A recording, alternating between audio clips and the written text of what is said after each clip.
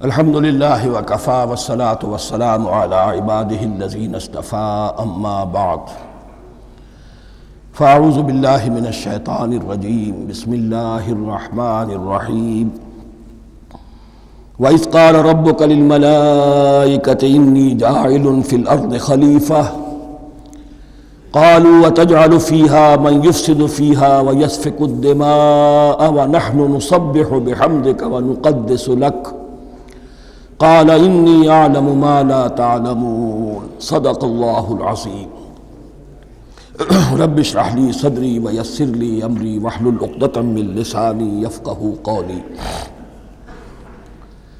جیسا کہ میں نے عرض کیا تھا، سورہ بقرہ کے پہلے 4 رکوع نہایت اہم ہیں، نہایت جامع ہیں۔ پہلے 2 رکوعوں میں 3 قسم کے انسانوں کی وضاحت کی گئی، 3 قسم کے کردار کے نقشے کھینچ دیے گئے۔ تیسرے رکوع میں قرآن مجید کی دعوت کا خلاصہ آ گیا، توحید فی العقیدہ، توحید فی العمل، یعنی عبادت اللہ کی، ایمان بالرسالت، قرآن مجید کو منزل من اللہ کلام ماننا۔ اس میں اگر شک ہے تو جو بھی چیلنج تھا، اگر واقعتاً تمہیں شک ہے، حقیقت میں شک نہیں ہے، لیکن جیسا کہ تم کہہ رہے ہو کہ تمہیں شک ہے تو کوشش کرو اس کے مقابلے کی ایک صورت بنا لاؤ۔ پھر آخرت، جنت اور دوزخ، ان دونوں کا تذکرہ ہو گیا۔ پھر ایک خاص مسئلہ جو قرآن مجید کے اسلوب پر اعتراض کی شکل میں آیا کہ اس میں مچھر جیسی حقیر شے کا بھی تذکرہ ہے، اس کی حکمت بیان کر دی گئی کہ تشبیہ اور تمثیل میں ظاہر بات ہے کہ ممثل لہو اور ممثل بہی میں مناسبت چاہیے۔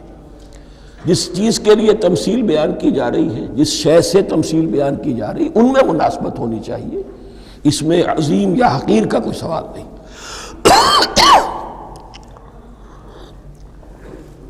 پھر یہ بات کہ جن لوگوں کے دلوں میں زیغ ہے، کجی ہے، وہ اس قرآن سے بھی ان کی ضلالت میں، گمراہی میں اضافہ ہوگا۔ جو لوگ طالب حق ہیں ان کو یہ قرآن مجید ہدایت دے گا، اور کن کو اللہ گمراہ کرتا ہے؟ جو سرکش ہے، جو نمبر 1 اللہ سے جو عہد کر کے دنیا میں آئے تھے اس کی خلاف ورزی کر رہے ہیں، اور صلہ رحمی کے بجائے قطع رحمی کرتے ہیں۔ اس کے بعد ایک بہت اہم فلسفیانہ بات آ گئی، اور اسی کے ضمن میں میں نے اصل میں یہ ساری بات دہرائی ہے۔ میں نے کہا تھا کہ یہ بات واضح ہوگی آگے جا کر سورہ غافر میں۔ پھر ذہن میں لائیے کہ جب یہ صورت نازل ہوئی ہے، سورہ غافر نازل ہو چکی تھی، لہذا یہاں اجمالی تذکرہ ہے، وہاں تفصیلی تذکرہ ہے۔ اہل جہنم کا قول نقل ہوا ہے، ربنا امتنا اثنتین واحییتنا اثنتین فاعترفنا بذنوبنا فہل الی خروج من سبیل۔ اے اللہ، تو نے 2 مرتبہ ہم پر موت وارد کی، 2 مرتبہ ہمیں زندہ کیا، اب ہم نے اپنے قصور تسلیم کر لیے، تو اب یہاں سے بھی کوئی اور مرحلہ ہے یا نہیں؟ یہاں سے نکلنے کا بھی کوئی راستہ ہے یا نہیں؟ اس سے حقیقت یہ واضح ہوئی، انسان کی تخلیق اول ہوئی عالم ارواح میں، صرف ارواح کی حیثیت سے، اور حدیث میں آتا ہے الارواح جنود مجندہ، لشکروں کی شکل، تمام انسان۔ ان سے عہد لیا گیا الست بربکم قالوا بلی، پھر سلا دیا گیا ارواح کو۔ یہ گویا کہ پہلی موت تھی جو ہم گزار آئے۔ پھر عالم خلق کا مرحلہ آیا۔ عالم خلق میں یہ تناسل کے ذریعے سے رحم مادر میں جب ایک جنین تیار ہوتا ہے تو ایک حدیث ہے حضرت عبداللہ ابن مسعود سے، 4 مہینے کا جب جنین ہو جاتا ہے تو اس کے بعد وہ روح لا کر اس میں پھونک دی جاتی ہے۔ یہ گویا کہ احیاء اولا ہو گیا، پہلی مرتبہ کا زندہ کیا جانا، پہلی موت کی نیند سے جگا دیا گیا۔ اے تازہ واردان بساط ہوائے دل، اب ہم اس دنیا میں اس جسد کے ساتھ زندہ ہوئے، اب پھر موت آئے گی، جسد یہی چلا جائے گا جہاں سے آیا تھا، روح جہاں سے آئی تھی وہاں واپس جائے گی. ثم یمیتکم ثم یحییکم ثم الیہ ترجعون، پھر تمہیں اللہ کی طرف لوٹا دیا جائے گا. یہ ہے بہت گہرا نقطہ فلسفہ دین کا. اس کے بعد مضمون شروع ہو رہا ہے خلافت کا، جس کا اجمالی جو ہے تذکرہ تیسرے رکوع کی آخری آیت میں آ گیا. هو الذی خلق لکم ما فی الارض جمیعا، زمین میں جو کچھ ہے اے انسانوں تمہارے لیے پیدا کیا گیا. اسی کے ساتھ جڑتا ہوا مضمون اب خلافت کا آ رہا ہے. وَإِذْ قَالَ رَبُّكَ لِلْمَلَائِكَةِ إِنِّي جَاعِلٌ فِي الْأَرْضِ خَلِيفَةً، اور یاد کرو جب کہ کہا تھا تمہارے رب نے فرشتوں سے میں بنانے والا ہوں زمین میں ایک خلیفہ. اب خلیفہ کی حقیقت کو سمجھیے. خلیفہ کسے کہتے ہیں؟ نائب. عام طور پر لوگوں کو مغالطہ ہوتا ہے کہ خلیفہ جانشین جو ہے وہ تو کسی کے موت کے بعد ہوتا ہے، زندگی میں تو نہیں ہوتا. لیکن یہاں اصل میں ہمارے لیے بہت آسان ہے. انسان کی جو اصل حقیقت ہے اس دنیا میں، اس کو سمجھنے کے لیے یوں سمجھیے کہ ہم آج سے 50 سال پہلے انگریز کے غلام تھے. ہمارا بادشاہ یا ملکہ انگلستان میں تھا یا تھی. دہلی میں وائس رائے ہوتا تھا. وائس رائے کا کام کیا ہے؟ جو حکم آیا ہے ہز میجسٹیز گورنمنٹ کا یا ہر میجسٹیز گورنمنٹ کا جو حکم آیا ہے بلا چون و چرا، بغیر کسی تغیر اور تبدل کے نافذ کرے. ہاں جہاں کوئی حکم وہاں سے نہیں ہے تو یہاں کے حالات میں بہترین اپنی رائے قائم کرے، غور و فکر کرے یہاں کی مصلحتیں کیا ہے. جو چیز بھی امپائر کی مصلحت میں ہو اس کے مطابق فیصلہ کر سکتا ہے. بین ہی یہی رشتہ ہے. اللہ ہے لیکن اللہ نے اپنے آپ کو غیب کے پردے میں چھپا لیا ہے. زمین پر انسان ہے. اب انسان کا کام یہ ہے جو ہدایت آ رہی ہے اللہ کی طرف سے اس پر تو بے چون و چرا عمل کرے. جہاں کوئی ایکسپریس ہدایت نہیں ہے، کوئی واضح ہدایت نہیں ہے، وہاں اپنے بیسٹ ججمنٹ کو ایکسرسائز کرے. اسی کا نام اجتہاد ہے. غور و فکر کرے، سوچے، اور جو بات روح دین کے زیادہ سے زیادہ مطابقت رکھنے والی ہو اس کو اختیار کر لے. بین ہی یہی رشتہ ہے در حقیقت رشتہ خلافت کہ جو اللہ اور انسان کے مابین ہے.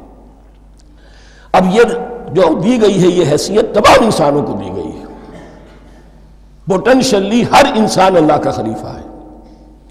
لیکن جو اللہ کا باغی ہو جائے، جو خود حاکمیت کا مدعی ہو گیا، گویا کہ وہ باغی ہے. اب اگر شاہ جہان بادشاہ تھا، اس کا کوئی ولی عہد تھا، اور ولی عہد جو ہے صبر نہیں کر سکتا، اپنے باپ کی زندگی ہی میں بغاوت کر دیتا ہے، حکومت حاصل کرنا چاہتا ہے، تو اب وہ کیا ہے؟ واجب القتل ہے. جو لوگ بھی حاکمیت کے مدعی ہو گئے ویسے تو حقیقت واجب القتل ہے، لیکن دنیا میں مہلت دی ہے اللہ نے. یہ دار الامتحان ہے. فوراً قتل نہیں کرتا، فوراً ختم نہیں کرتا. وَلَوْلَا كَلِمَةٌ سَبَقَتْ مِنْ رَبِّكَ إِلَىٰ أَجَلٍ مُّسَمًّى لَقُضِيَ بَيْنَهُمْ، اگر یہ پہلے بات طے نہ ہو چکی ہوتی، ایک وقت معین تک کے لیے انہیں مہلت اللہ نے نہ دی ہوتی تو اللہ فیصلہ چکا دیتا. لیکن مہلت دی ہے. لیکن کم سے کم اتنی سزا ملتی ہے کہ اب وہ خلافت کے حق سے محروم کر دیے گئے. گویا کہ اب خلافت دنیا میں ہوگی خلافت المسلمین. صرف وہی شخص کہ جو اللہ کو مانے اپنا حاکم مطلق، وہ خلافت کا اہل ہے. تو یہ چند باتیں خلافت کی اصل حقیقت کے ضمن میں یہیں پر سمجھ لیجیے. وَإِذْ قَالَ رَبُّكَ لِلْمَلَائِكَةِ إِنِّي جَاعِلٌ فِي الْأَرْضِ خَلِيفَةً قَالُوا أَتَجْعَلُ فِيهَا مَن يُفْسِدُ فِيهَا وَيَسْفِكُ الدِّمَاءَ وَنَحْنُ نُسَبِّحُ بِحَمْدِكَ وَنُقَدِّسُ لَكَ. اور یاد کرو جب کہ تمہارے رب نے کہا تھا فرشتوں سے کہ میں زمین میں خلیفہ بنانے والا ہوں، تو انہوں نے کہا کہ کیا تو بنائے گا اس میں جو فساد مچائے گا اس میں اور خوریزی کرے گا. وَنَحْنُ نُسَبِّحُ بِحَمْدِكَ وَنُقَدِّسُ لَكَ، ہم آپ کی تسبیح اور تحمید اور آپ کی تقدیس میں لگے ہوئے ہیں. قَالَ إِنِّي أَعْلَمُ مَا لَا تَعْلَمُونَ، فرمایا میں جانتا ہوں جو تم نہیں جانتے. اب یہاں سوال پیدا ہوتا ہے کہ فرشتوں کو یہ گمان کیسے ہوا، یہ خیال کیسے ہوا؟ دو رائے ہیں اس میں۔ ایک تو یہ کہ انسان کی تخلیق سے پہلے اس دنیا میں جنات تھے، اور انہیں بھی کچھ اللہ نے تھوڑا سا اختیار دیا تھا، اور انہوں نے یہاں فساد مچایا۔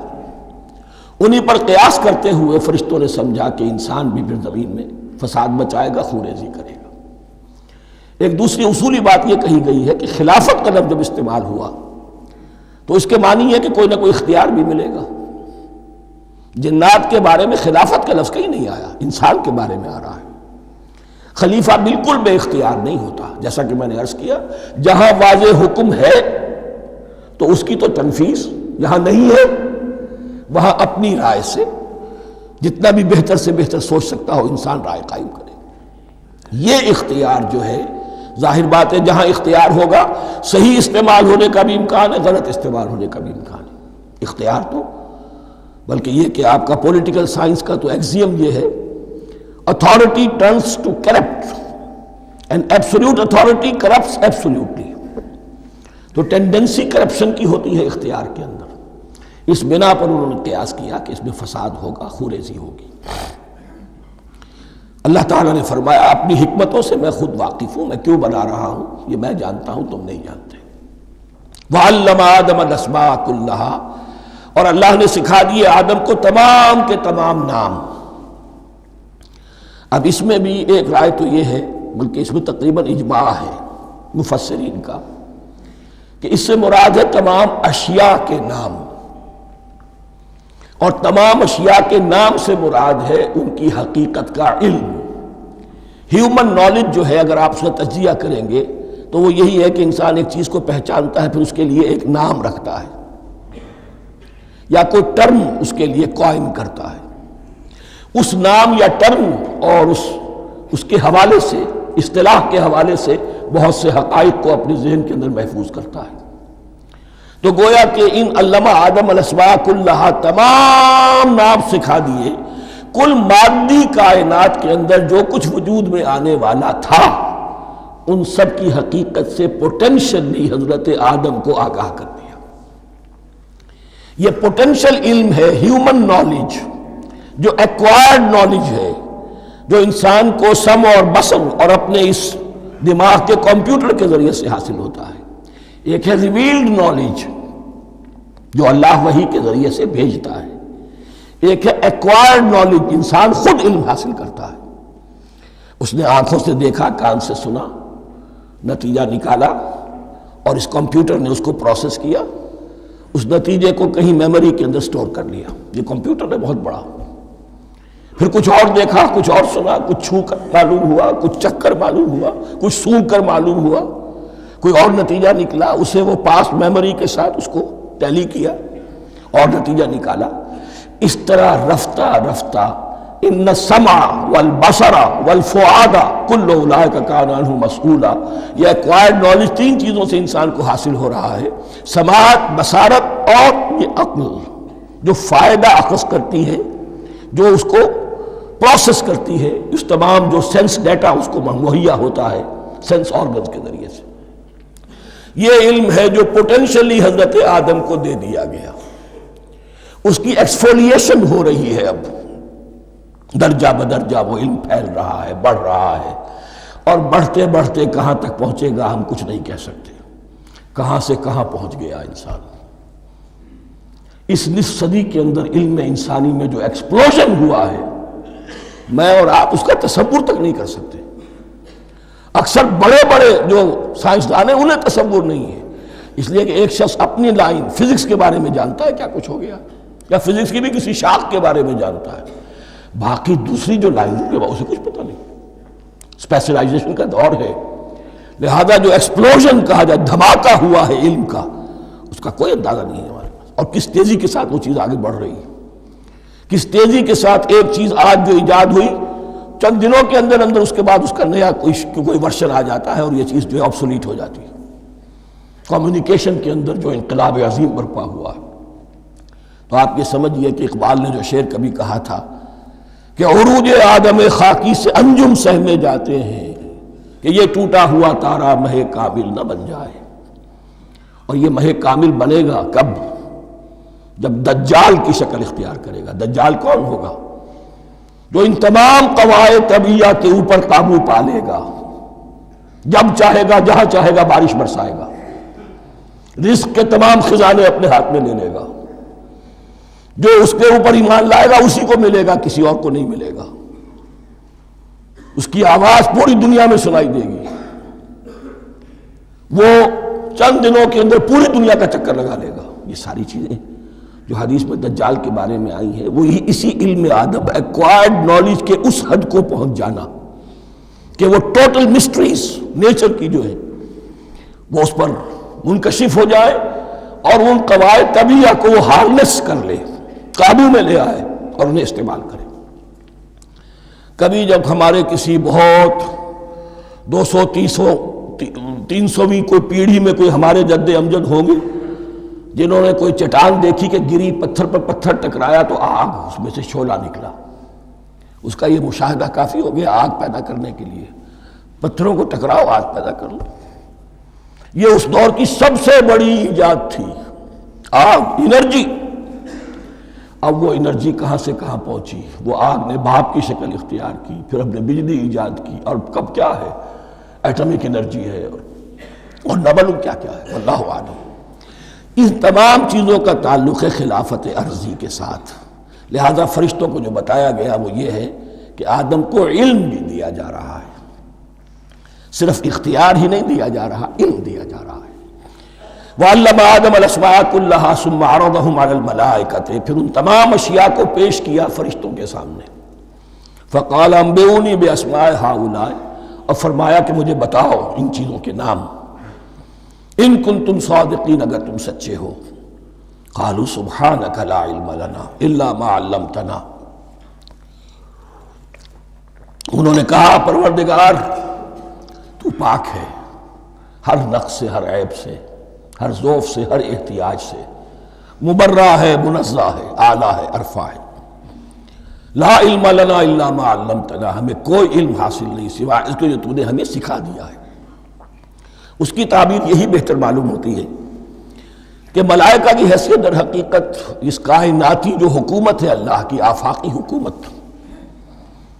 اس کے کارندوں کی ہے، یا اس کے سول سرونٹس ہیں، تو ہر ایک کو صرف اس کے شعبے کے متعلق علم دیا گیا ہے، علم جامع نہیں ہے، تمام چیزوں کا علم یہ معلوم کرنے کی استعداد ان کے پاس نہیں ہے۔ کوئی فرشتہ فرض کیجئے بارش کے اوپر مامور ہے، کوئی پہاڑوں پر مامور ہے، جس کا ذکر سیرت میں آتا ہے کہ جب طائف میں حضور پر پتھراؤ ہوا ہے تو اس کے بعد ایک فرشتہ حاضر ہوا ہے کہ میں ملک الجبال ہوں، اللہ نے مجھے پہاڑوں پر مامور کیا ہوا ہے، آپ اگر فرمائیں تو جن لوگوں نے آپ کو ستایا ہے، یہ جو طائف جن دو پہاڑوں کے درمیان یہ وادی ہے، ان کو آپس میں ٹکرا دو کہ یہ پس کر اور سرما بن جائے۔ آپ نے فرمایا نہیں، کیا عجب، اللہ تعالیٰ ان کی اگلی نسلوں کو ہدایت دے دے۔ تو فرشتے ہیں، کوئی پہاڑوں پر مامور ہے، کوئی کسی خدمت پر مامور ہے، ان کو علم دیا گیا ہے صرف انہی کی اپنی جو بھی فرائض منصبی ہیں ان کے شعبے سے متعلق، کل نہیں۔ جامعیت جو ہے علم کی وہ ہے کہ جو حضرت آدم علیہ السلام کو پوٹینشلی دے دی گئی، اور جو اب بڑھتے بڑھتے ایک بہت جلاور درخت بن چکا ہے۔ سبحانک لا علم لنا الا ما علمتنا انک انت العلیم الحکیم، یقیناً آپ ہی کی ذات ہے جو کل کے کل علم کی حامل ہے، اور جس کے اوپر حکمت بھی، جس کی حکمت بھی کامل ہے۔ باقی تو ہر مخلوق میں سے ہر ایک کا علم ناقص رہے گا۔ العلیم، کل علم کا جاننے والا تو ہی ہے۔ الحکیم، کل حکمت وہ تو تیرے ہی پاس ہے۔ قال یا آدم انبئہم باسمائہم، اللہ نے فرمایا کہ آدم ان کو بتاؤ ان کے نام۔ فلما انباہم باسمائہم، تو جب انہوں نے بتا دیے ان کو، فرشتوں کو، ان کے نام، قال الم اقل لکم انی اعلم غیب السماوات والارض، تو اللہ نے فرمایا کہ میں نے کہا نہیں تھا کہ میں جانتا ہوں آسمانوں اور زمین کی تمام غائب چیزوں کو جو تمہاری نگاہوں سے بھی اوجھل ہے، غیب، میں ہر شے کا جاننے والا ہوں۔ وَأَعْلَمُ مَا تُبْدُونَ وَمَا كُنْتُمْ تَكْتُمُونَ، اور میں جانتا ہوں جو کچھ تم ظاہر کر رہے تھے، جو کچھ تم چھپا رہے تھے۔ چھپانے میں محسوس ہوتا ہے کہ ان کی خواہش یہ تھی کہ خلافت ہمیں ملے، ہم خدام ادب ہیں، ہر وقت تسبیح و تحمید اور تقدیس میں مصروف ہیں، جو حکم ملتا ہے بجا لاتے ہیں، تو یہ خلافت کسی اور مخلوق کو کیوں ملے؟ یہاں صرف یہ اور بتا دوں کہ یہ چونکہ اب ایک تیسری مخلوق کا ذکر بھی بعد میں آئے گا، 3 صاحب تشخص مخلوقات ہیں اللہ کی، صاحب تشخص، صاحب شعور، جن میں میں کا شعور ہے، انا، میں۔ ایک ملائکہ ہے، ان کی تخلیق نور سے ہوئی ہے۔ ایک انسان ہے جن کی تخلیق گارے سے ہوئی ہے۔ ایک جنات ہیں جن کی تخلیق آگ سے ہوئی ہے۔ باقی حیوانات ہیں، ان میں شعور تو ہے، خود شعوری نہیں ہے۔ Self consciousness, there is a world of difference between consciousness and self consciousness. انسان جب دیکھتا ہے تو اس کو یہ بھی معلوم ہے میں دیکھ رہا ہوں۔ کتا بلہ دیکھتا ہے، اسے یہ اندازہ نہیں ہوتا کہ میں دیکھ رہا ہوں، دیکھنے کا ایک نتیجہ ہے جو نکل آتا ہے، لیکن میں کا وجود نہیں ہے۔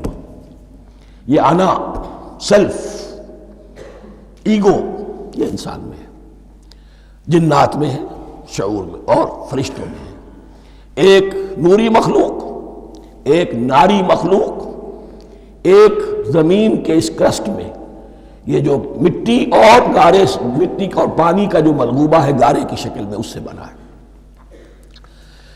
قال یا آدم انبئهم باسمائهم فلما انباهم باسمائهم قال الم اقل لكم انی اعلم غیب السماوات والارض واعلم ما تبدون وما كنتم تكتمون واذ قلنا للملائکة اسجدوا لآدم فسجدوا الا ابلیس۔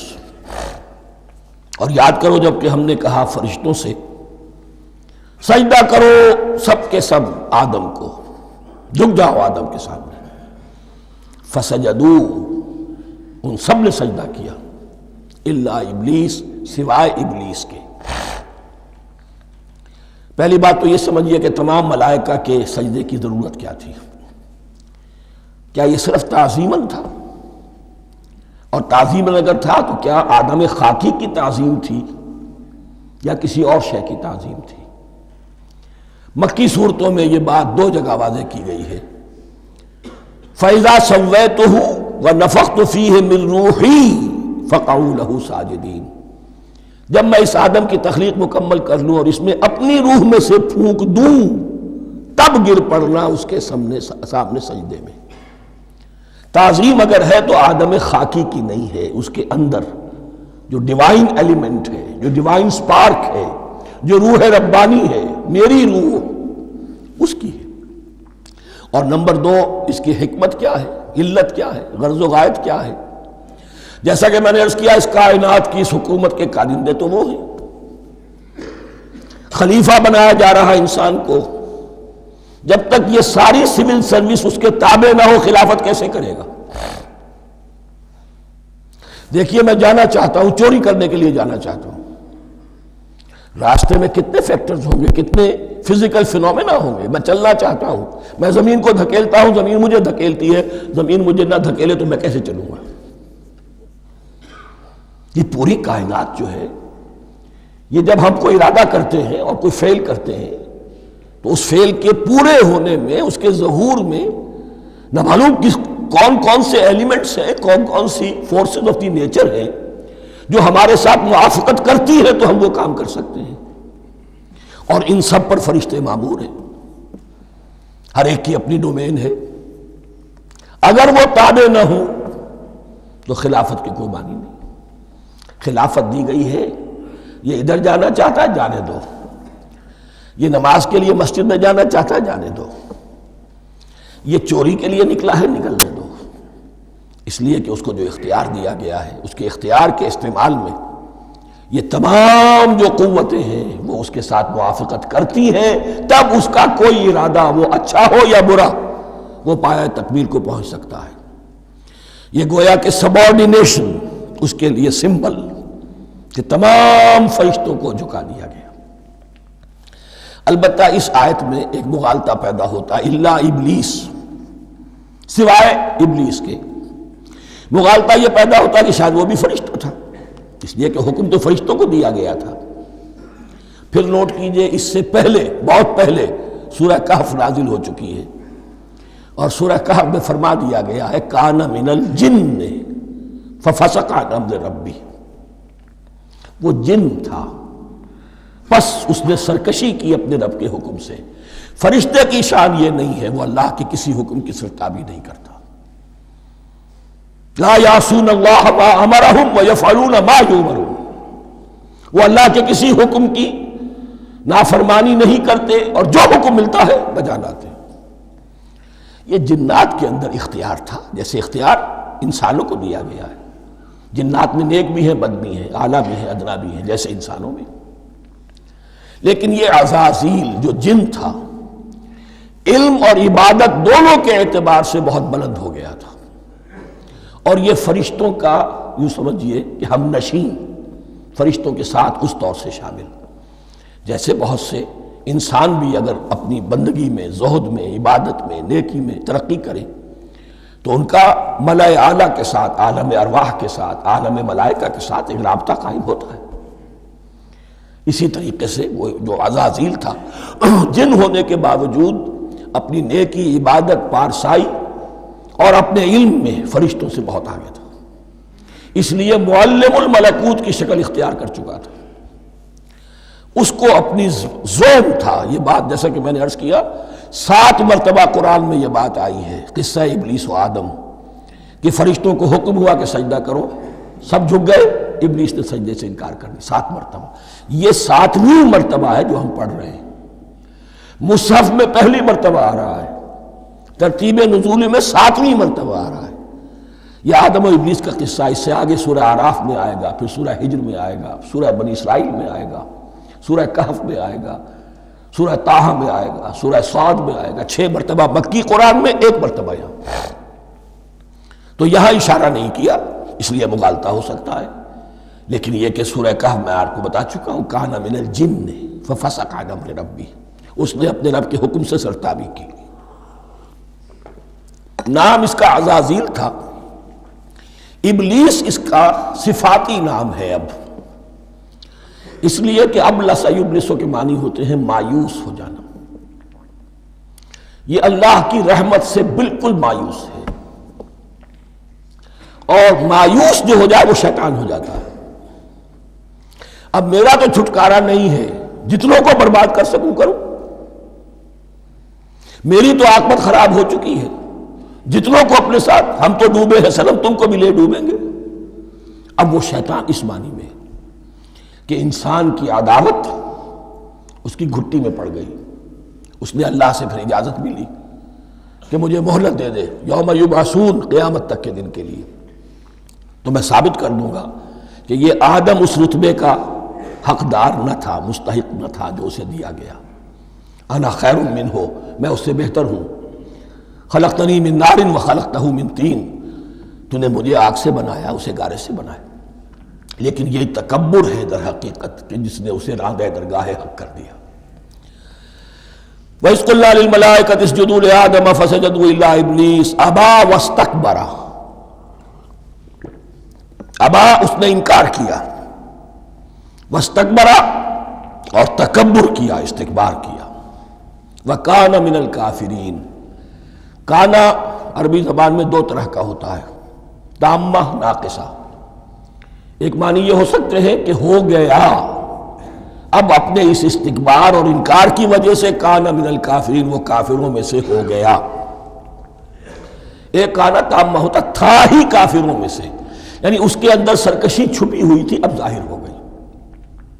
یہ معاملہ ہوتا ہے، کسی شخص کی بدنیتی اس کے اوپر پردے پڑے رہتے ہیں نیکی کے، زہد کے، کسی خاص وقت میں آ کر وہ ننگا ہو جاتا ہے، اور جو اس کے اندر تھا اصل اس کی حقیقت وہ سامنے آ جاتی ہے۔ اس کا امکان ہے، تو دونوں معنی اس کے ہو سکتے ہیں۔ وَقُلْنَا يَا آدَمُ اسْكُنْ أَنْتَ وَزَوْجُكَ الْجَنَّةَ، اور ہم نے کہا کہ اے آدم رہو تم اور تمہاری بیوی جنت میں۔ اب یہ جنت کون سی ہے؟ اکثر حضرات کے نام کر کے نزدیک یہ جنت کہیں آسمان ہی میں تھی، آسمان ہی میں حضرت آدم کی تخلیق ہوئی۔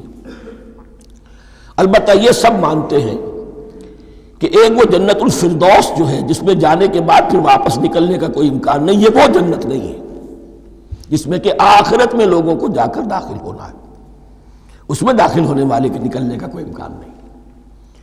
ایک رائے یہ بھی ہے، میرا رجحان اس رائے کی طرف ہے، تخلیق آدم اسی زمین پر ہوئی ہے، وہ جن مراحل سے گزری ہے تخلیق وہ ایک علیحدہ مسئلہ ہے۔ بایولوجی اور وحی دونوں اس پر متفق ہیں کہ مٹی سے، کرسٹ آف دی ارتھ سے انسان بنا ہے، اس پر اتفاق ہے، قرآن کا بھی اور بایولوجی کا بھی، جدید علم الحیوانات کا بھی، علم الحیات کا۔ سٹیجز کیا ہیں اس میں اختلاف ہو سکتا ہے، اس کو چھوڑ دیجئے، وہ اس وقت کا بحث نہیں۔ یہی کسی اونچے مقام پر کوئی سرسبز و شاداب علاقہ تھا جہاں حضرت آدم کو رکھا گیا، کہ جہاں ہر طرح کے میوے تھے، ہر شے، لا تظمأ فیہا ولا تضحیٰ، نہ اس میں بھوک لگے گی نہ دھوپ تمہیں ستائے گی، ہر طرح کی چیز تمہیں فراہم ہے۔ وہاں رکھے گئے ہیں صرف ایک ڈیمانسٹریشن کے لیے کہ انہیں نظر آ جائے کہ شیطان میرا دشمن ہے، وہ مجھے ورغلائے گا، طرح طرح سے میرے اندر وسوسہ اندازی کرے گا، میرے اور میری اولاد کے، صرف ایک ڈیمانسٹریشن۔ اس کی مثال یوں سمجھیے کہ سلیکشن تو ہو گیا، سی ایس پی گریڈ میں کوئی شخص آ گیا ہے، لیکن اب وہ سول سروس اکیڈمی میں رکھا جا رہا ہے۔ تو یہ کوئی اکیڈمی ہو سکتا ہے اسی زمین پر ہو، صرف بتانا یہ تھا کہ تمہیں معلوم ہو جائے کہ یہ شیطان تمہارا دشمن ہے۔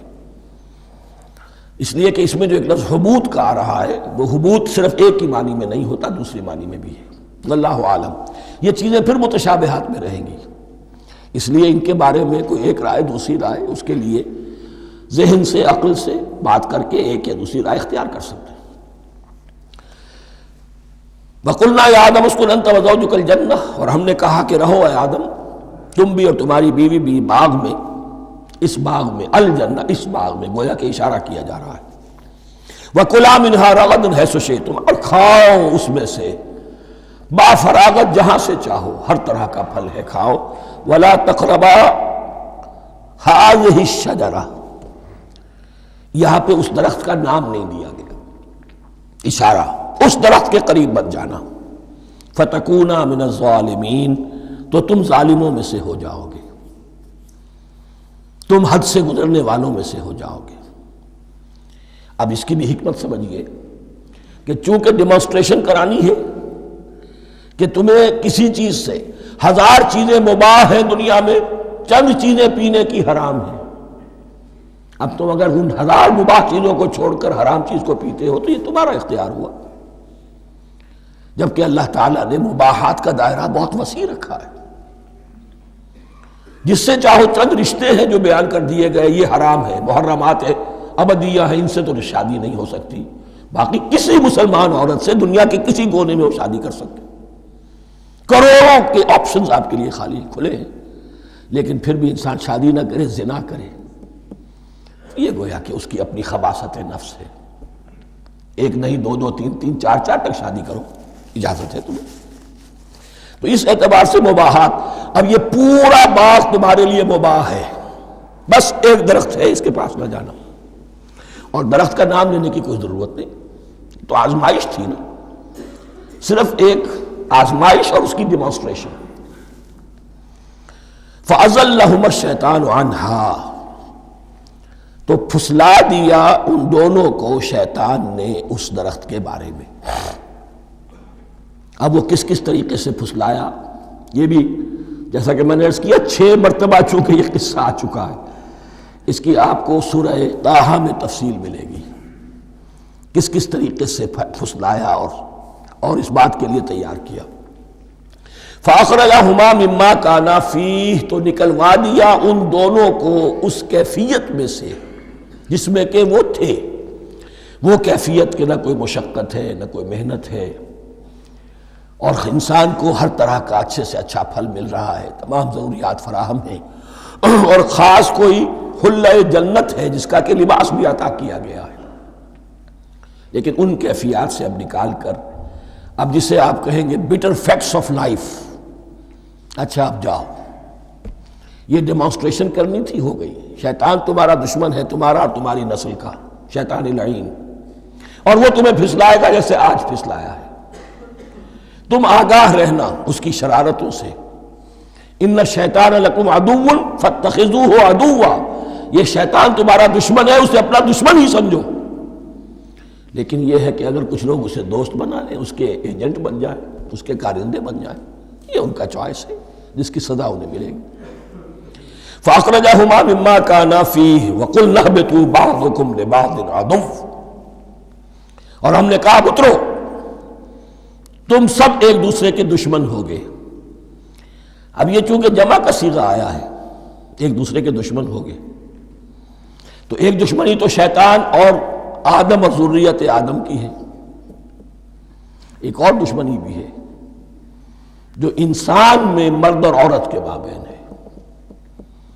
عورت بھی پھسلاتی ہے، غلط راستے پر ڈالتی ہے، مرد عورتوں کو گمراہ کرتے ہیں، عورتیں مردوں کو گمراہ کرتی ہیں۔ قرآن مجید میں کہا گیا یا ایھا الذین آمنوا ان من ازواجکم واولادکم عدوا لکم فاحذروہم، اہل ایمان چوکنے رہو، چوکس رہو، تمہاری بیویوں اور اولاد میں سے تمہارے دشمن ہیں، بچ کر رہو، کیپ الرٹ، کہیں ان کی محبت تمہیں راہ حق سے منحرف نہ کر دے۔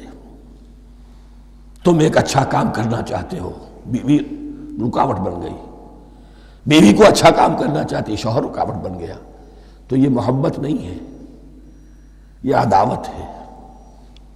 اس حوالے سے بعضکم لبعض عدو وَلَكُمْ فِي الْأَرْضِ مُسْتَقَرٌّ وَمَتَاعٌ إِلَىٰ حِينٍ، اور تمہارے لیے اب زمین میں مستقر ہے، جائے قیام ہے اور متاع ہے، ضرورت کی چیزیں ہیں ہم نے فراہم کر دی ہیں، اِلَىٰ حِين، لیکن ایک وقت معین تک کے لیے، یہ ابدی نہیں ہے، ایک وقت آئے گا یہ بساط ہم لپیٹ دیں گے۔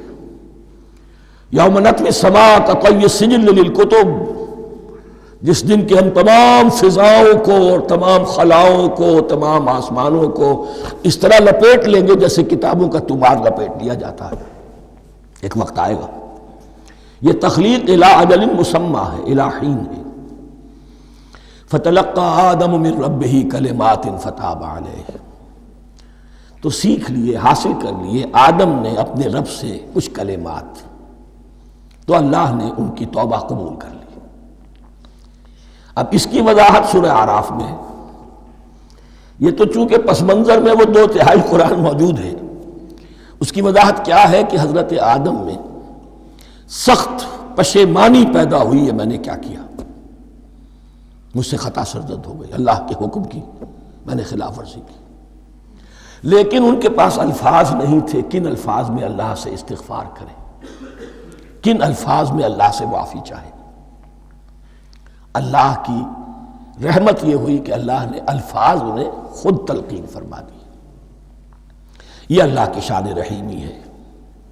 اصل شے جو ہے وہ انسان کے اندر گناہ پر ندامت کا پیدا ہو جانا ہے، یہ اصل توبہ ہے۔ علامہ اقبال نے جو بڑی اپنی آغاز عنفوان شباب میں جو اشعار کہے تھے، ان میں سے ایک شعر کو سن کر پھڑک اٹھے تھے اس وقت کے اساتذہ بھی۔ موتی سمجھ کے شان کریمی نے چن لیے، قطرے جو تھے میرے عرق انفعال کے، انفعال کہتے ہیں شرمندگی کو، شرمندگی سے میری پیشانی پر جو پسینے کے قطرے نمودار ہو گئے، میرے پروردگار کو وہ اتنے عزیز ہوئے، اس نے انہیں موتی کی طرح چن لیا۔ موتی سمجھ کے شان کریمی نے چن لیے، قطرے جو تھے میرے عرق انفعال کے، تو فتلقى آدم من ربہ کلمات، ان پر پچھتاوا ہوا، ندامت ہوئی، اللہ نے انہیں الفاظ، وہ الفاظ کیا تھے وہ سورہ اعراف میں ہیں، ربنا ظلمنا انفسنا وان لم تغفر لنا وترحمنا لنکونن من الخاسرین، اے اللہ ہم نے اپنی جانوں پر ظلم کیا ہے، اور اگر تو نے ہمیں بخش نہ دیا اور رحم نہ فرمایا تو ہم تو خسارہ والوں میں ہو جائیں گے، تباہ ہو جائیں گے، برباد ہو جائیں گے۔ یہی پر فوری تقابل موجود ہے۔ غلطی ابلیس سے بھی ہوئی، حکم سے سرتابی ہوئی، لیکن اس پر ندامت نہیں ہوئی، تکبر کی بنا پر اور اکڑ گیا، انا خیر منہ۔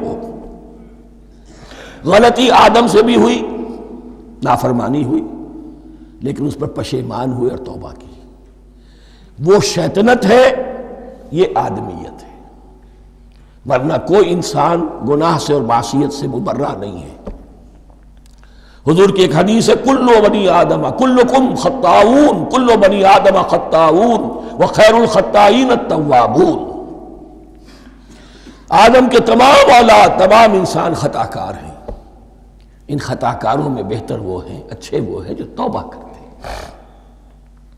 تو یہاں حضرت آدم سے غلطی ہوئی، انہوں نے توبہ کی، پشیمانی ہوئی، ندامت ہوئی، اس نے کی اور اس پر جم گیا، اصرار کیا۔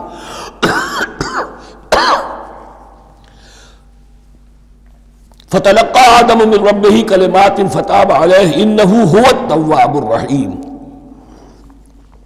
یقیناً وہی تو ہے بہت توبہ کو قبول فرمانے والا اور بہت رحم فرمانے والا۔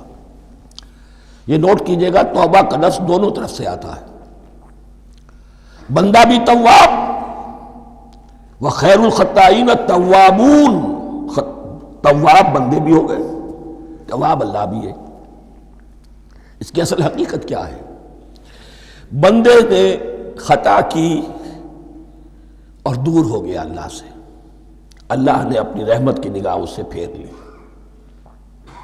بندے نے توبہ کی، اللہ پھر اپنی رحمت کے ساتھ اس کی طرف متوجہ ہو گیا۔ توبہ کے معنی پلٹنا، بندہ معصیت سے توبہ کر کے اپنی اصلاح کی طرف، بندگی کی طرف، اطاعت کی طرف پلٹ آیا۔ اللہ نے جو اپنی نظر رحمت پھیر لی تھی، اللہ نے پھر وہی اپنی شان غفاری اور رحیمی کے ساتھ بندے کی طرف توجہ فرما لی، جس کے لیے حدیث میں الفاظ آتے ہیں، تم اگر میری طرف بالشت بھراؤ گے میں ہاتھ بھراؤں گا، تم اگر چل کر آؤ گے میں دوڑ کر آؤں گا،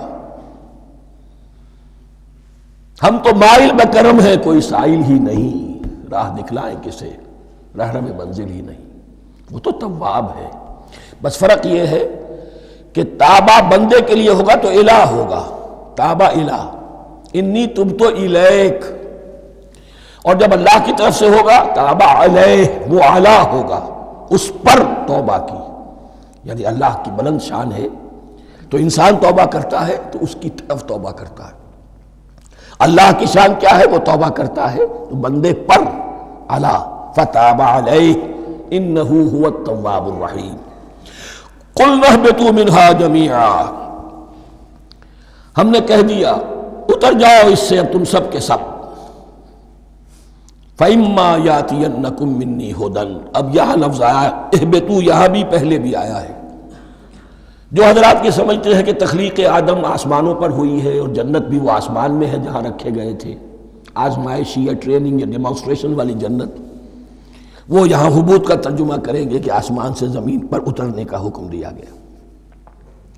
جو لوگ سمجھتے ہیں یہی کسی بلند مقام پر تھے، وہ کہتے ہیں کہ نیچے اترو، کسی بڑی اونچی سطح مرتفع پر اگر کوئی جگہ تھی تو اب نیچے اترو اور جاؤ، اب تمہیں زمین میں ہل چلانا پڑے گا، اب روٹی حاصل کرنے کے لیے یہ جو نعمتوں کے دسترخوان یہاں بچھے ہوئے تھے یہ اب تمہارے لیے نہیں ہے۔ اس کے لیے اس معنی میں اس لفظ کا استعمال جو ہے وہ آ جائے گا آگے چل کر اسی سورہ بقرہ کے اندر، کہ اس معنی میں بھی سورہ بقرہ کے 7ویں رکوع میں یہ لفظ استعمال ہوا ہے، تو امکان اس کا بھی ہے۔ بس اس سے آگے ادھر یا ادھر کی زیادہ بحث کرنے کا یہ موقع دورہ ترجمہ قرآن میں نہیں ہے۔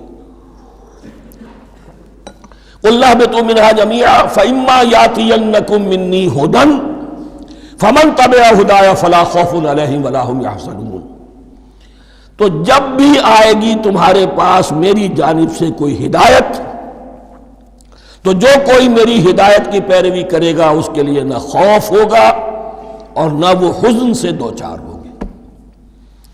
یہ ہے علم انسانی کا دوسرا گوشہ، ریویلڈ نالج۔ اس چوتھے رکوع کی جو حسن ہے اسے دیکھیے، شروع میں ایکوائرڈ نالج کا ذکر ہے جو پوٹینشلی حضرت آدم کی ذات میں رکھ دیا گیا، اور جو انسان نے پھر اپنی محنت سے ان السمع والبصر والفؤاد اس کے ذریعے سے آگے بڑھایا۔ یہ علم ہے چل رہا ہے، آج مغربی اقوام ہم سے بہت آگے ہیں، کبھی ایک زمانے میں مسلمان آگے نکل گئے تھے، لیکن ظاہر بات ہے کہ اس دنیا میں عروج تو انہی کو ہوگا جو ان چیزوں میں سب سے زیادہ جس کی آگہی حاصل ہوگی۔ البتہ ایک علم وہ ہے جو آسمان سے نازل ہوتا ہے، یہ گیون ہے، ریویلڈ نالج ہے، یہ وحی ہے۔ فَإِمَّا يَأْتِيَنَّكُم مِّنِّي هُدًى، تمہارے مقام خلافت کا تقاضا یہ ہے جو احکام ہمارے آئے، جو ہدایات ہم بھیجیں، ان کو تو پوری طریقے سے اس کی پیروی کرو۔ فَمَن تَبِعَ ہدایا، تو جو کوئی بھی میری ہدایت کی پیروی کرے گا، فَلَا خَوْفٌ عَلَيْهِمْ وَلَا هُمْ يَحْزَنُونَ۔ وَالَّذِينَ كَفَرُوا، اور جو ناشکری کریں گے، کفر کریں گے، انکار کریں گے، وَكَذَّبُوا بِآيَاتِنَا، اور ہماری آیات کو جھٹلائیں گے، فَأُولَٰئِكَ أَصْحَابُ النَّارِ هُمْ فِيهَا خَالِدُونَ، تو وہ جہنمی ہوں گے، آگ والے ہوں گے، اس میں ہمیشہ ہمیشہ رہیں گے۔ یہ ہے گویا کہ چارٹر، اس نوع انسانی کو جو ابدی چارٹر اللہ نے دیا ہے۔ جبکہ زمین کا چارج دے دیا گیا خلیفہ کی حیثیت سے۔ یہاں یہ 4 رکوع جو ہے سورہ بقرہ کے، جو میں نے عرض کیا تھا، قرآن کی دعوت، قرآن کا بنیادی فلسفہ، اس پر یہ جام ہے، اور یہ مکی صورتوں کے مضامین کا خلاصہ۔ اب یہاں سے شروع ہو رہا ہے 5ویں رکوع سے مسلسل 10 رکوع، مسلسل خطاب ہے بنی اسرائیل سے۔ البتہ ان میں ایک تقسیم ہے، پہلے رکوع میں دعوت ہے۔ دعوت جب ہوتی ہے تو آمادہ کرنا، تشویق، ترغیب، دل جوئی، نرمی، یہ دعوت کے اجزاء لا ينفک ہیں، اس کے بغیر دعوت مؤثر نہیں ہوتی۔ لہذا ان 7 آیات میں یہ یوں سمجھیے کہ ان 10 رکوعوں کے لیے یہ بمنزلہ فاتحہ ہے۔ جیسے سورہ فاتحہ 7 آیتوں کی، ایسے ہی اس دعوت سابقہ امت مسلمہ کو دعوت دی جا رہی ہے۔ تو کس طرح دی جا رہی ہے؟ یہ کون تھے؟ یہ بھی مسلمان ہی تو تھے نا، کافر تو ہو گئے حضور کا انکار کر کے، ورنہ وہ موسیٰ کے ماننے والے، شریعت ان کے پاس، بڑے بڑے علماء ان میں، علم کا چرچا ان میں، سب کچھ تھا، ان کو دعوت دی جا رہی ہے۔ لیکن میں اس لیے آپ کو چاہتا ہوں، اس کو توجہ دلا رہا ہوں، آج اگر مسلمانوں میں جو غافل ہو گئے، اپنی حقیقت کو بھول گئے، اپنے فرض منصبی سے غافل ہو گئے، دنیا کے اور قوموں کی طرح کی ایک قوم بن کر رہ گئے، اگر کوئی ایک داعی گروہ کھڑا ہو، کوئی جماعت، کوئی فرد، اور اس سے جماعت بنے، تو ظاہر بات ہے سب سے پہلے اسے اسی امت کو دعوت دینی ہوگی، اس لیے کہ دنیا تو اسلام کو پہچانے گی اس امت کے حوالے سے۔ فزیشن ہیل تھائی سیلف، پہلے یہ تو ٹھیک ہو، یہ کہیں پر صحیح اسلام کا نمونہ پیش کرے تو دنیا کو دعوت دے سکو گے، آؤ دیکھو یہ ہے اسلام۔ اس لیے ان کو جو دعوت دینے کا اسلوب ہونا چاہیے وہ عکس ہوگا اس اسلوب کا جو ان 7 آیات میں ہمارے سامنے آ رہا ہے۔ یا بنی اسرائیل اذکروا نعمتی التی انعمت علیکم، اے بنی اسرائیل، اسرائیل کو سمجھ لیجئے یہ مرکب لفظ ہے، اسر اسی سے اسیر بنا ہے، اسیر جو کسی کا قیدی ہوتا ہے، ایل عبرانی میں اللہ کے لیے ہے، اور اسرائیل کا ترجمہ ہے عبداللہ، اللہ کا غلام، اللہ کے ساتھ بندھا ہوا، اس کی اطاعت کے قلاتے کے اندر۔ تو یہ اسرائیل یہ لقب ہے حضرت یعقوب علیہ السلام کا، ان کے 12 بیٹے تھے، 12 بیٹوں سے جو نسل چلی وہ بنی اسرائیل ہے، انہی میں حضرت موسیٰ کی بعثت ہوئی اور تورات انہیں دی گئی، پھر یہ ایک بہت بڑی امت بنے۔ ان پر 4 ادوار آ چکے تھے قرآن مجید کے نزول کے وقت تک، 2 مرتبہ اللہ کی رحمت کی بارشیں ہوئیں، انہیں عروج نصیب ہوا، 2 مرتبہ ان کو دنیا پرستی، شہوت پرستی، اللہ کے احکام کو پس و پیش ڈال دینے کی سزا میں عذاب کے کوڑے ان پر برسے۔ اس کا ذکر آئے گا سورہ بنی اسرائیل کے پہلے رکوع میں۔ اس وقت جب کہ قرآن نازل ہو رہا ہے، اس وقت وہ اپنے اس زوال کے دور میں تھے۔ حال یہ تھا کہ حضور صلی اللہ علیہ وسلم کی بعثت سے پہلے ہی 2nd ٹیمپل بھی شہید کیا جا چکا تھا، گرایا جا چکا تھا۔ حضرت سلیمان نے جو بنایا تھا ہیکل سلیمانی، جس کو یہ 1st ٹیمپل کہتے ہیں، اسے نیبوکدنضر نے گرا دیا تھا حضرت مسیح سے بھی کئی 100 سال پہلے۔ لیکن اس کے بعد پھر یہ رومنز نے سن 70 عیسوی میں حضور کی ولادت سے 500 برس پہلے ان کا یہ یروشلم تباہ و برباد ہوا، اس میں لوگوں کو قتل کیا گیا، قتل عام ہوا، اور سیکنڈ ٹیمپل جو ہے وہ بھی گرا دیا گیا، جو اب تک گرا پڑا ہوا ہے۔ صرف ایک ویلنگ وال ہے جس کے پاس جا کر یہودی جو ہے ماتم کر لیتے ہیں، روتے ہیں، اور اب وہ بنانے پر تلے ہوئے ہیں اپنا تھرڈ ٹیمپل، اس کے نقشے بن چکے ہیں، بلو پرنٹ بن چکے ہیں۔ لیکن بہرحال جس وقت قرآن نازل ہو رہا تھا یہ بہت ہی پستی میں تھے۔ اس کے بارے میں فرمایا، اے بنی اسرائیل ذرا یاد کرو میرے اس انعام کو جو تم پر ہوا۔ وہ انعام کیا ہے؟ میں نے تمہیں اپنی کتاب دی، نبوت سے سرفراز فرمایا، اپنی شریعت تمہیں عطا فرمائی، تمہیں داؤد، تمہارے اندر داؤد اور سلیمان جیسے بادشاہ اٹھائے جو بادشاہ بھی تھے، نبی بھی تھے۔ وَأَوْفُوا بِعَهْدِي، اور میرے وعدے کو پورا کرو تاکہ میں بھی اپنے وعدے کو پورا کروں۔ یہ وعدہ ہے جو کتاب استثناء جو ہے اولڈ ٹیسٹمنٹ کی، ڈیوٹرانومی، اس کے 18ویں باب کی آیت نمبر 18 اور 19 میں ہے۔ حضرت موسیٰ سے خطاب کر کے اس میں اللہ نے یہ الفاظ فرمائے، میں ان کے بھائیوں میں سے تیرے مانند ایک نبی برپا کروں گا اور اس کے منہ میں اپنا کلام ڈالوں گا، اور وہ وہی کچھ بتائے گا جو میں اس سے کہوں گا۔ یہ گویا کہ حضرت موسیٰ علیہ السلام کی امت کو بتایا جا رہا تھا کہ نبی آخر الزمان آئیں گے اور تمہیں انہیں قبول کرنا ہے۔ قرآن مجید میں اس کا بڑا تفصیلی ذکر سورہ اعراف میں آئے گا انشاءاللہ، لیکن یہاں فرمایا اوفوا بعہدی اوف بعہدکم، تم میرا عہد پورا کرو، میرے اس نبی کو تسلیم کرو، اس پر ایمان لاؤ، اس پر کی صدا پر لبیک کہو، تو میں تمہیں میرے انعام و اکرام اور بڑھتے چلے جائیں گے۔ وَإِيَّايَ فَارْهَبُونِ، اور صرف مجھ سے ڈرو۔ وَآمِنُوا بِمَا أَنزَلْتُ مُصَدِّقًا لِمَا مَعَكُمْ، اور ایمان لاؤ اس پر جو میں نے نازل کیا ہے، جو تمہارے پاس جو تورات ہے اس کی تصدیق کرتے ہوئے آیا ہے۔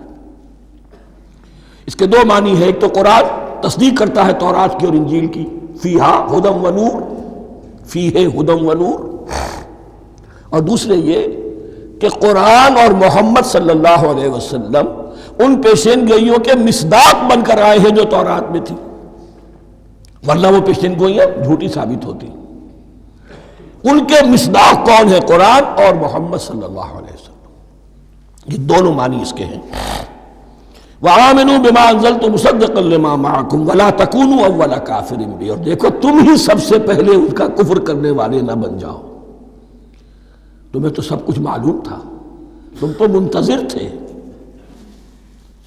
تم تو آخری نبی کے انتظار میں تھے اور ان کے حوالے سے دعائیں کیا کرتے تھے کہ اللہ اس نبی آخری زمان کے واسطے سے ہماری مدد فرما اور کافروں کے مقابلے میں ہمیں فتح عطا فرما۔ یہ آئے گا آگے چل کر اسی سورہ بقرہ کے اندر۔ لیکن اب تم ہی سب سے بڑھ کر کافر ہو گئے، تم ہی سب سے بڑھ کر دشمن ہو گئے۔ وَلَا تَكُونُوا أَوَّلَ كَافِرٍ بِهِ وَلَا تَشْتَرُوا بِآيَاتِي ثَمَنًا قَلِيلًا، اور دیکھو میری ان آیات کے عوض حقیر سی قیمت قبول نہ کرو۔ یہ آیات الہیہ ہیں، ان کو رد کر رہے ہو، کس لیے؟ ہماری مسندیں، ہماری حیثیت، ہماری چودراہٹیں، کہیں ان پر کوئی آنچ نہ آ جائے۔ حقیر سی چیزیں، یہ صرف اس دنیا کا سامان ہے، اس کے سوا کچھ نہیں۔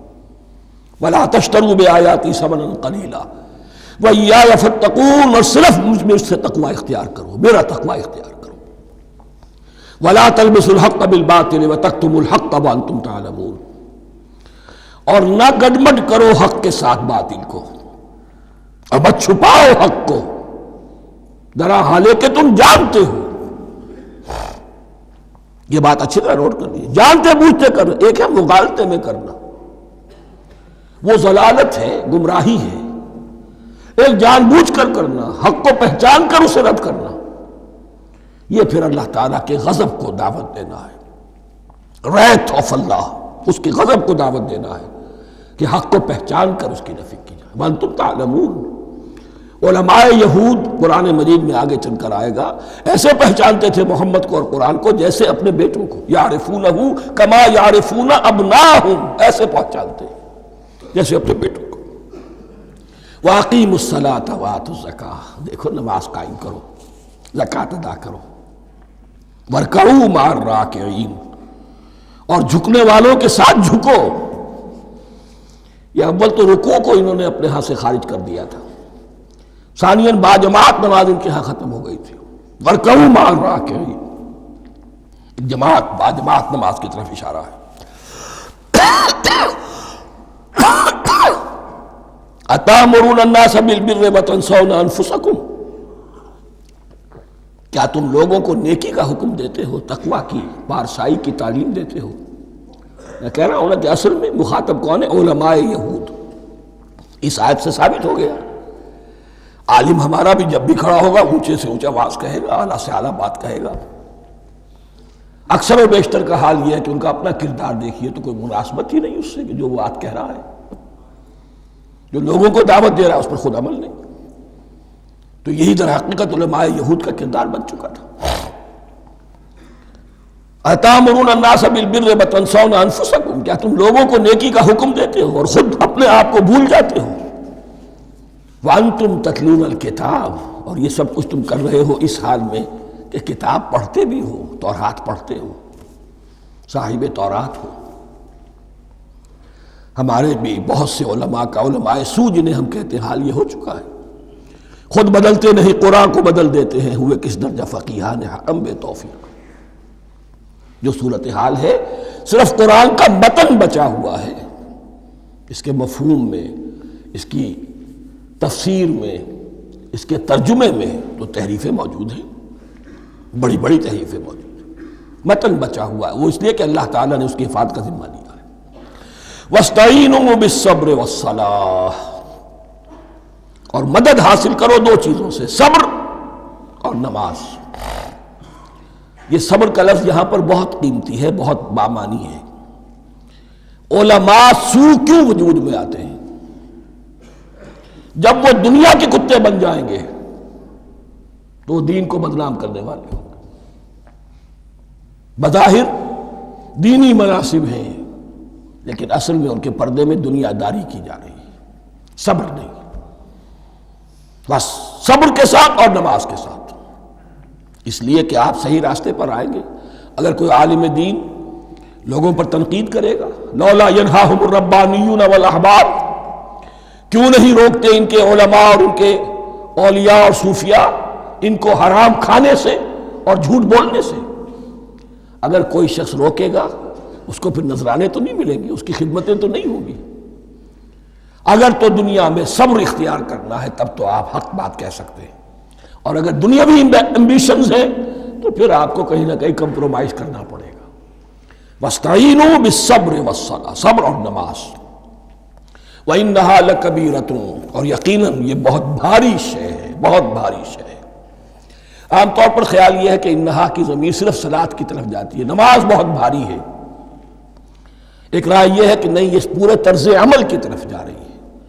یہ طرز عمل کہ خود صبر کرو، اس دنیا میں صبر کرو، دنیا اور دنیا کے متعلقات میں کم سے کم پر قانع ہو جاؤ، اور حق کا بول بالا کرنے کے لیے میدان میں آ جاؤ، یہ طرز عمل۔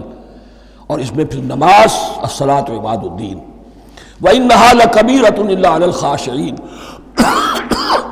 یہ یقیناً بہت بھاری چیز ہے، یہ روش، یہ رویہ بھی بہت بھاری اور نماز بھی بہت بھاری ہے، سوائے ان خشوع رکھنے والوں کے، ڈرنے والوں کے جن کے دل جھک گئے ہیں اللہ کے سامنے۔ الذین یظنون انہم ملاقو ربہم، جنہیں یہ یقین ہے کہ انہیں اپنے رب سے ملاقات کرنی ہے، جیسا کہ میں نے شروع میں توجہ دلائی تھی، وبالآخرۃ ہم یوقنون، یہ ایمان بالآخرت ہے جو انسان کو سیدھا رکھتا ہے عمل کے میدان میں۔ الذین یظنون انہم ملاقو ربہم وانہم الیہ راجعون، اور جنہیں یہ یقین ہے کہ بالآخر اسی کی طرف ہمیں لوٹنا ہے۔ بارک اللہ لی ولکم فی القرآن العظیم ونفعنی وإیاکم بالآیات والذکر الحکیم۔